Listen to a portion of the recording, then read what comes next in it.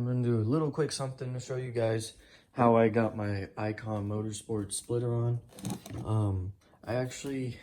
So when I bought it first, I just used the original screws and it flew off and got ran over by 3 Hellcats. So since then, I sanded it down. It's a little dirty, but I sanded it and then repainted it, so now it looks new. So I'm gonna go through just the basics. So let's pretend this is your splitter, okay? This is the part that's gonna be under your car that you can't see. This is especially helpful for people that want to put it on these types of bumpers because it's not made specifically for it. So don't, and number one, don't change the size.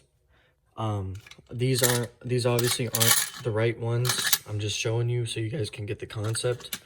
But let's say you have a machine screw. Okay, actually here's your machine screw, okay? And again, this is not the right size, I don't think. I'm just showing you so you guys can understand what I did. So this is the top, the plain size the top, this size the bottom. So the bottom, it'll be up like this, okay? I'm sorry, I'm not good with this sort of thing. I have a washer, okay? And I did this about, sorry, let me just get the washer on. I did this about, I think 13 times. So I put the screw in, I put my washer right here, okay? So from there, obviously the screw should come out this side. So let's pretend that it's coming out that side.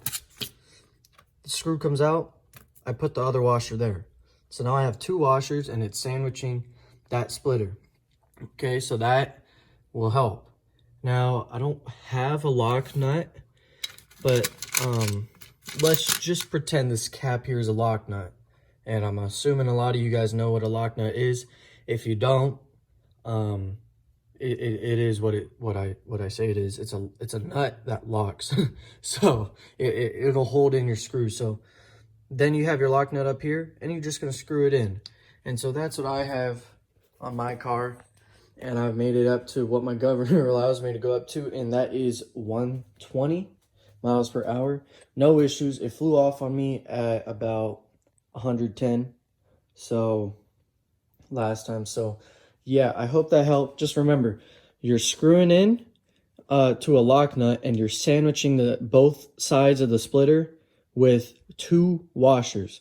And remember, don't change the size. You use whatever size the kit came with, but you might want to change the lengths so that you can properly get it into the lock nut. So I hope that helped.